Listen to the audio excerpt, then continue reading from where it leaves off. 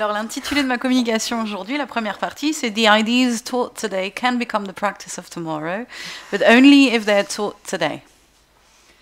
Ce que l'enseignement d'une littérature écoféministe peut apporter à la compréhension de la justice environnementale. Alors, tout d'abord, je tiens à remercier sincèrement les organisateurs, et plus particulièrement Anne-Rachel Hermeté, Bertrand Guest, également Blandine Charrier, pour m'avoir invité à cette journée d'études, d'une part.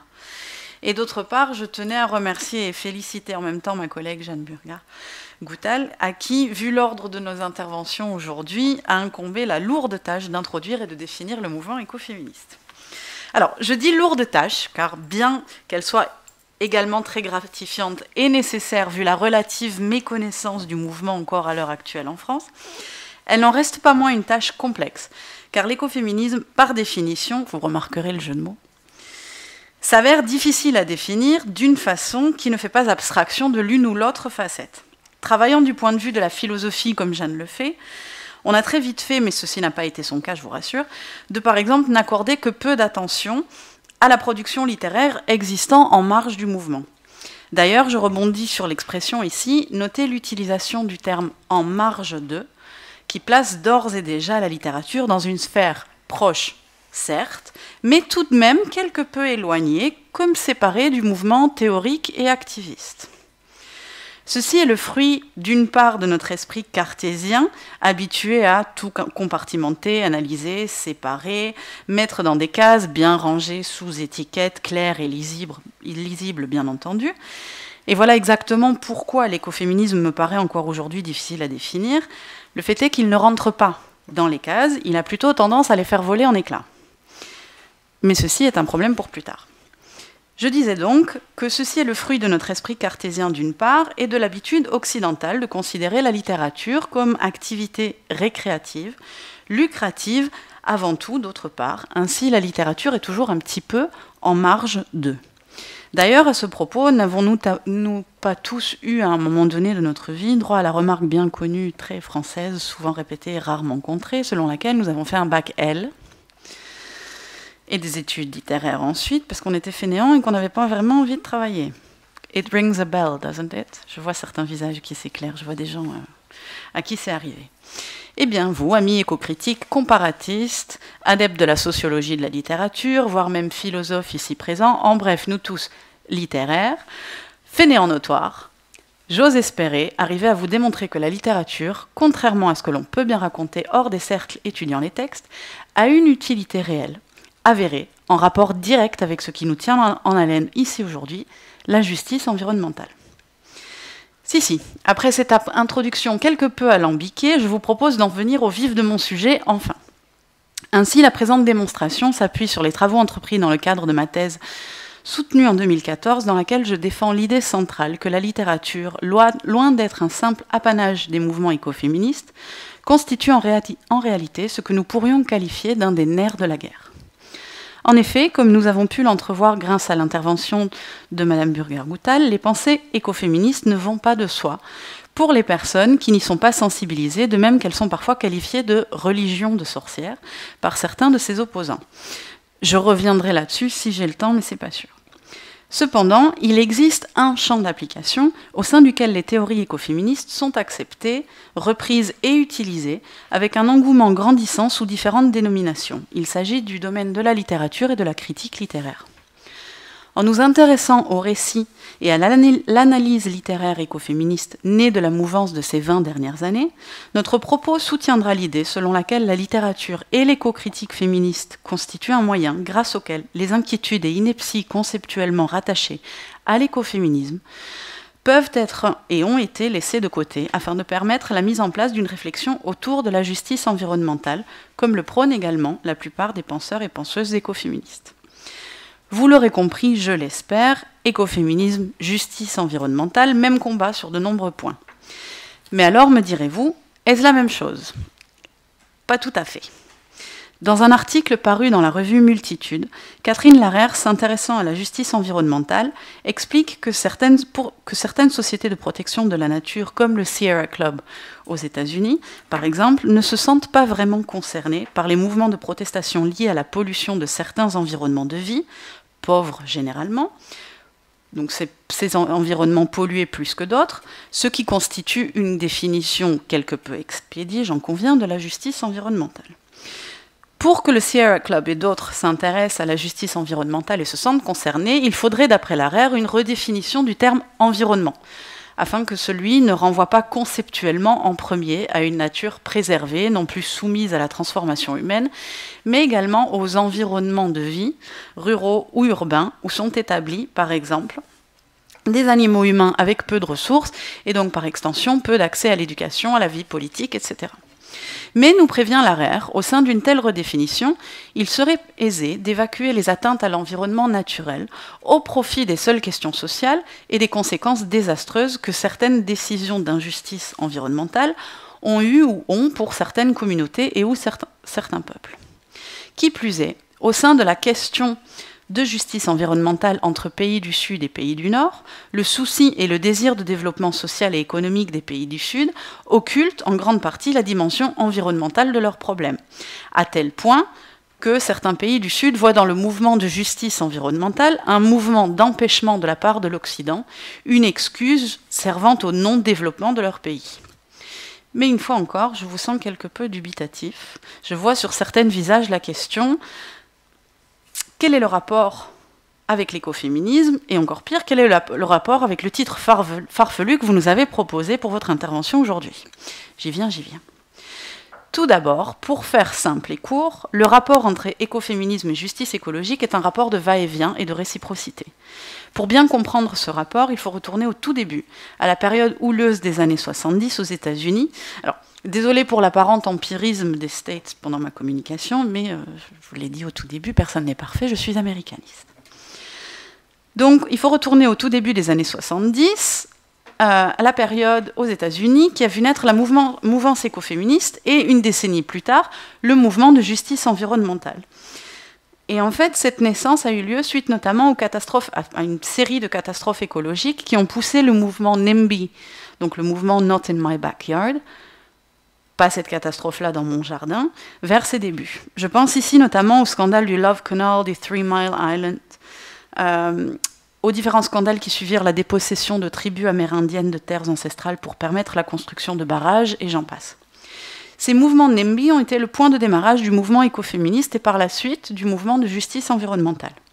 Premièrement, le scandale lié aux pratiques d'injustice environnementale mises en place par certaines municipalités a conduit les premières protestataires à se questionner sur des idées qui allaient devenir le terreau fondateur du mouvement de justice écologique d'une part, et d'autre part, je dis les premières protestataires, car parmi les toutes premières à s'investir dans ces combats et à créer le mouvement de protestation de NIMBY se trouvent les femmes au foyer et les mamans, fait qui est encore aujourd'hui considéré comme ayant également aidé au début écoféministe, car de même que certaines communautés ou peuples souffraient plus durement de certaines inégalités environnementales ou sociales, les femmes avaient à souffrir d'un statut social et d'une perception au sein de la société qui les plaçait aux premières loges du combat écologique.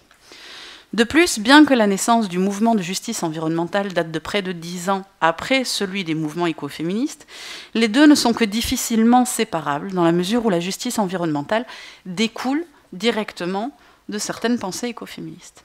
Souvenez-vous de mon petit speech concernant l'esprit cartésien et son désir ou son besoin de compartimenter, et de la façon dont celui-ci a rendu la compréhension et l'acceptation de l'écoféminisme très compliquée dans les cercles théoriques, environnementalistes et féministes, ainsi que dans les cercles universitaires. La définition et le domaine d'application de l'écoféminisme étaient si vastes qu'il se transforma en fait en talon d'Achille pour la mouvance. Son côté all-inclusive, s'intéressant à tout, s'est avéré être son point faible. En effet, devant la virulence des attaques qu'ont eu à subir les écoféministes, un grand nombre de ses adeptes s'est dispersé sous des appellations diverses, telles que Global Feminist Environmental Justice, Material Feminisms, Queer Ecology ou tout simplement Feminist Environmentalism. Ainsi, si on suit une progression purement historique, une partie du mouvement de justice environnementale s'avère être la continuité directe du mouvement écoféministe. Mais le lien ne s'arrête pas là. En effet, en nous intéressant à une définition donnée de l'écoféminisme en 2001 par Greta Gard, il apparaît comme évident que le concept de justice environnementale a fait partie des sensibilités écoféministes depuis ses débuts. Gard écrit ainsi, alors je vous la donne en anglais, je vous la lirai en français ensuite. More than a theory about feminism and environmentalism, or women in nature, as the name might imply, ecofeminism approaches the problems of environmental degradation and social injustice from the premise that how we treat nature and how we treat each other are inseparably linked. Ce qui donne plus qu'une simple théorie traitant du féminisme et de l'environnementalisme, ou des femmes et de la nature, comme son nom peut le faire croire, l'écoféminisme s'intéresse aux problèmes de dégradation environnementale et d'injustice sociale, en partant du postulat selon lequel la façon dont nous traitons la nature et dont nous nous traitons les uns les autres sont liées de façon inséparable. De ce fait, et ceci correspond également à la définition que Karen Warren en fait, l'écoféminisme constitue donc une théorie qui déconstruit et tente de trouver des alternatives à tous les systèmes sociaux oppressifs, tels que racism, classism, ageism, ethnocentrism, imperialism, colonialism, as well as sexism. Ainsi, le féminisme écologique, comme il est parfois nommé, a été une part intégrante d'un mouvement social plus important, s'intéressant à des problèmes culturels et sociaux tout en restant un mouvement clairement environnementaliste, porté sur des critiques intenses des systèmes anthropocentristes, spécistes et des épistémologies dualistiques. Ceci m'amène vers notre autre point de convergence entre écoféminisme et justice environnementale, notamment les leçons que le mouvement de justice environnementale peut tirer de l'écoféminisme. Comme ma collègue l'a démontré, le mouvement écoféministe est un mouvement très controversé d'une part, et ayant été, comme le reste de la planète l'est aujourd'hui, au bord de l'extinction pendant un bon moment de son existence, à peu près de la fin des années 80 jusqu'à la seconde moitié de la décennie 2005, donc décennie 2000, 2005 à peu près, ce qui, sur une période d'existence moyenne de 50 ans, représente quand même la moitié. Pourtant, force est de constater que malgré ce risque d'extinction, l'écoféminisme n'a pas disparu. Bien au contraire, ne fût-ce qu'en France, il a désormais ses entrées dans les milieux universitaires, les revues académiques cotées à un niveau national aussi bien qu'international, et il inspire même des collections d'éditeurs à part entière. Comment cela est-il possible ? Quel est l'élément qui a permis à la mouvance écoféministe d'écarter les accusations de partialité raciale, d'essentialisme, de différentialisme, au point de pouvoir opérer un retour en force constant depuis les années 2005 ? C'est la littérature. Aussi étonnant que cela puisse paraître, notre thèse soutient l'idée selon laquelle c'est la littérature de fiction et de non-fiction écoféministe qui a permis au mouvement théorique de réussir là où les textes théoriques semblaient avoir échoué. Qui a permis au mouvement littéraire de réussir là où les textes théoriques semblaient avoir échoué. Comme Barbara Bennett nous le rappelle dans Scheherazad's Daughters, The Importance of Storytelling in Ecofeminist Change, l'histoire de Scheherazade est à la fois l'introduction et le ciment des contes des Mille et une nuits. En commençant son livre par le rappel de cette histoire dont nous avons tous une connaissance approximative, Bennett prétend que l'histoire de Scheherazade est représentative de la force et des conséquences que peuvent avoir l'action d'une histoire. Bennett analyse ainsi le fondement du conte. It is a story about stories and the power they hold. It is a story about how stories can change people and even change worlds. Et effectivement, il existe des livres dont on peut dire qu'ils ont fait évoluer les opinions en poussant les lecteurs à prendre position et à opérer des changements que l'on peut qualifier de radicaux. Pour exemple, il suffit de penser à Uncle Tom's Cabin de Harriet Beecher Stowe, publié en 1852, à Black Beauty, The Autobiography of a Horse d'Anna Sewell, publié en 1877, The Jungle d'Upton Sinclair en 1906, ou encore Silent Spring de Rachel Carson en 1962. Qu'y a-t-il de commun à toutes ces œuvres qui ait rendu les réactions du public si virulentes ou si pressantes ? Leurs sujets respectifs, l'esclavage, les droits des animaux, l'industrie de la viande et l'écologie, étaient bien différents, donc la question se pose forcément. Il semblerait que ce soit l'intégration de l'affect, des affects, dans les écrits qui ait permis à ces œuvres de faire la différence. Car comme Richard McGee l'explique, et alors là vous avez de la chance, j'avais traduit les citations, au moyen du langage de l'interdépendance, de l'émotion et du ressenti, Carson réinscrit l'existence humaine et l'expérience du monde naturel parmi les expériences émotionnelles et affectives. Les humains font ainsi partie d'une communication qui inclut leur écosystème plutôt que d'être des entités discrètes qui partent du principe que l'environnement non humain n'a qu'une valeur mécanique ou pragmatique. Même si cette remarque s'applique ici uniquement à Silent Spring, il est aisé de voir de quelle façon elle est applicable à tous les écrits auxquels nous allons nous intéresser. Au moyen d'une empathie qui permet à ce qui est autre d'exister, ces œuvres ont ouvert la voie vers une compréhension plus accrue entre les lecteurs et le sujet dont elles traitent. Et Gard Estock-Opperman, en 2013, écrivait à ce sujet « Plutôt qu'une critique ou un renversement des binarismes, la narration affective crée une base qui permet de redéfinir ce qu'est l'humain en se concentrant sur des expériences qui impliquent une interaction complexe entre le corps et l'esprit, ou entre l'être humain et l'environnement. Ceci détruit l'illusion de leur séparation et ouvre la voie à des considérations de la participation humaine à des relations dynamiques avec la nature non humaine. » Ce que montrent les exemples auxquels nous faisons référence ici, c'est que le changement sociétal de fond, si on y réfléchit, se fait rarement en s'inspirant directement de textes théoriques. Si on veut donner une définition vulgarisée à cette phrase, personne n'est devenu activiste pour les droits des animaux en ayant lu d'abord Merleau-Ponty. Vous voyez ? On y arrive par autre chose. En effet, c'est par l'apparente simplicité des mots employés que la littérature réussit à fédérer et à faire se mouvoir un plus grand nombre de personnes. Il paraît donc tout à fait naturel pour une mouvance comme l'écoféminisme de tenter de passer par ce médium-là dans sa tentative de toucher le plus grand nombre. Au sein de la mouvance écoféministe, comme pour l'éco-critique féministe et la justice environnementale qui en découle, raconter est bien souvent synonyme de création de liens. Raconter équivaut non seulement à se raconter soi-même, mais aussi à raconter le monde alentour. Le rôle de storyteller n'est donc pas anodin. En témoignent les mots d'une auteure écoféministe, Brenda Peterson, qui fait référence tout au long de ses œuvres à l'importance de la mythologie et des histoires, en prétendant que « It is written in water and blood, in words and stories ».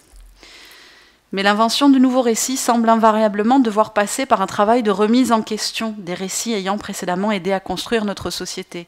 Et la même auteure, Peterson, déclare ainsi « Je suis toujours mal à l'aise avec les histoires chrétiennes de violence et de destruction transformées en actes saints. Une telle réification du sacrifice rend plus aisé le sacrifice d'autres personnes, d'autres espèces et d'une planète entière. Et je me demande si nous avions une autre histoire, une qui ne serait pas basée sur le sacrifice mais sur la réciprocité. » De la même façon, dans The Last Cheetah's Waltz, Ellen Malloy met en parallèle les histoires juxtaposées de la beauté du désert, de l'Arizona d'une part, et des tests nucléaires effectués dans cette zone par le gouvernement américain d'autre part. Après une visite au Ground Zero de Trinity, elle décrit alors ces warrior wastelands, ces friches guerrières, comme une histoire incompréhensible. C'est une histoire racontée dans une langue étrangère, ou alors avec un important problème de locution. Une fois encore, cette image n'est pas anodine au regard de l'importance que Malloy accorde au récit. Pour elle, les histoires forment le ciment des cultures. Ceci fait écho au travail d'analyse de Bennett auquel j'ai fait référence précédemment à propos d'Oryx and Crake de Margaret Atwood, dans lequel elle suggère que toute personne a besoin d'une mythologie, d'un système de croyances qui les aide à comprendre leur place au sein de la toile de la vie. Dans cette analyse, Bennett s'appuie sur les travaux de Joseph Campbell lorsqu'il explique dans The Power of Myth que les mythes sont les histoires de notre recherche de la vérité, de sens et du lieu à travers les âges. Ainsi, la destruction de l'environnement serait intimement liée à l'absence d'histoire mythologique. Cette dernière, d'après Campbell, serait même la cause de l'augmentation de la violence dans nos sociétés actuelles. L'absence de récits et de rites associés pour guider les êtres humains résulterait en une incompréhension de la place occupée par l'espèce humaine, la destruction environnementale et, par extension, la destruction de la nature humaine également. Il semble donc que, pour ces auteurs, ce soit en racontant le monde que l'on forme la perception de celui-ci. Il apparaît donc logique pour elles que c'est en changeant la façon dont on raconte l'histoire que l'on peut faire évoluer la perception du monde. Certes, l'intégration d'idées controversées comme celle de l'écoféminisme dans l'horizon littéraire afin de les rendre plus abordables pour le public ne constitue pas en soi une entreprise innovante. Toutefois, à la lumière de la crise écosociale actuelle, les idées véhiculées par les récits écoféministes ou par une analyse écocritique féministe de la littérature sont teintées d'urgence. Car, et là je cite Linda Hogan, étant donné l'état d'urgence désespéré de la planète, de la Terre et de ses créatures, la déplétion des ressources naturelles, l'insécurité politique et l'absence de droits humains et de droits des animaux, les informations pertinentes qu'un lecteur peut glaner au sein des histoires de destruction et d'espoir confondus peuvent faire pencher la balance, d'un côté ou de l'autre, du choix entre sauver le monde ou décider de le laisser sombrer plus profondément dans le chaos et la décadence. C'est en ceci que réside le pouvoir des manifestations littéraires de l'écoféminisme contemporain. Face à l'apparente impossibilité d'une solution miracle à la crise écologique, à l'immensité de la tâche à accomplir, L'imagination de ces auteurs ne se contente pas de fabriquer des histoires. Ici, je cite une écoféministe des premières heures, Gloria Femen-Orenstein, qui écrivit dès 1990 que l'imagination ne signifie pas simplement créer des histoires. Cela signifie imaginer de nouvelles façons de faire les choses différemment, imaginer un monde où l'équité règne et imaginer des stratégies pour nous y guider. Le but ultime de ces écrits est donc de renouveler, voire de réinventer le regard que nous portons sur le monde ainsi que la façon dont nous racontons l'histoire humaine et naturelle, pour tenter de n'en faire qu'un seul et unique récit. En somme, il s'agit de suivre les conseils de Linda Hogan dans l'avant-propos du livre International Perspectives in Feminist Eco-Criticism. Elle dit ainsi: de précédents écrivains, penseurs et environnementalistes ont utilisé leur écriture comme élément de leur stratégie pour le changement. Des écrivains tels que Rachel Carson, qui a écrit Printemps silencieux, un des éléments déclencheurs du mouvement environnemental, ou encore Barbara McClintock, la scientifique prix Nobel, dont la méthode s'est avérée être l'écoute et la connaissance intime de son sujet. Ces femmes représentent notre capacité à initier des changements dans le monde. Elles sont des exemples pour ce qui peut être fait au moyen du langage et de l'activisme. Leurs travaux ont fait une énorme différence. Nous nous devons de croire aux mots. Ils sont ce que nous possédons de mieux pour transformer la pensée et créer une histoire plus belle pour nous-mêmes. Voici donc comment, depuis 40 ans, les littératures, la création de récits contenant les idées de l'écoféminisme a fleuri, tandis que la théorie, qui tentait de solidifier la mouvance, donnait l'impression de s'essouffler légèrement. Les tensions auxquelles la mouvance écoféministe fut régulièrement assujettie, à cause du problème du langage et des dichotomies que celui-ci continue de véhiculer, ont fragilisé le volet théorique de l'écoféminisme. Pour faire court, l'écoféminisme vise à analyser les rapports intriqués entre les problèmes d'ordre social, genré, biologique, sexué, de justice environnementale et de relations interespèces, afin de dénoncer les systèmes d'oppression et de catégorisation qui sont à l'origine de la crise sociale et écologique contemporaine. Force est de constater que malgré un éclatement partiel dans la branche théorique, l'écoféminisme a continué à exister dans l'environnement littéraire, se renforçant et trouvant de nouvelles applications, telles que la critique littéraire écoféministe, par exemple, qui lui a permis d'être plus sérieusement étudiée dans les milieux universitaires et académiques américains en majorité, même si certains textes, depuis quelques années, font leur entrée dans les universités françaises.